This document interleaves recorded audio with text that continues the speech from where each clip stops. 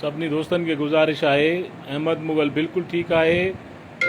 कंहिं बि क़िस्म जी अफ़वाह में न अचो ऐं कंहिं बि क़िस्म जी अहिड़ी ॻाल्हि नाहे थी ऐं ॿुॾी मरणु खपे ओड़नि माण्हुनि खे जिन इहे ग़लति अफ़वाहूं हलायूं आहिनि ऐं उन्हनि खे शर्म अचणु खपे जेके माण्हू हिन क़िस्म जूं हरकतूं कनि था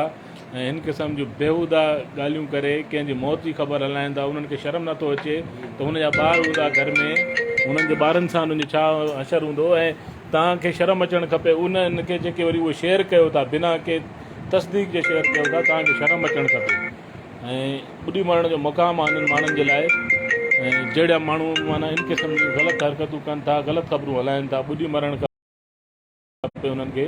अहमद मुग़ल बिल्कुलु ठीकु आहे बिल्कुलु ख़ैरियत सां आहे ऐं इनशाला थोरी देरि में पंहिंजे वीडियो बयान ज़रिए तव्हांखे पंहिंजी ख़ैरियत सां बि सभिनी दोस्तनि खे आगाह कंदो ऐं अहिड़ी का ॻाल्हि कोन्हे को उन हूंदे सूंदे बि तव्हां सभु इहे बकवास करनि था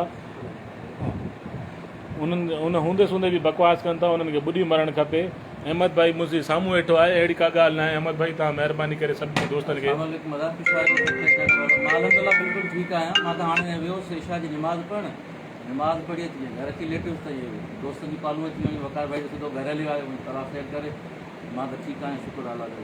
अहमद भाई ईअं करणु न घुरिजे लाज़मी आहे जेके असांजा पेरेंट्स आहिनि या ॿाहिरि असांजा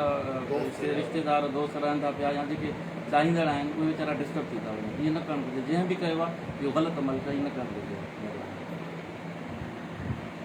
सभिनी दोस्तनि खे गुज़ारिश आहे त इन क़िस्म जूं जेके बि पोस्टूं लॻाइनि था उनखे तव्हां महिरबानी करे सभु दोस्त जेतिरा आहियो तव्हांजो इहो क़ौमी फ़र्ज़ु आहे त तव्हां उन्हनि दोस्तनि खे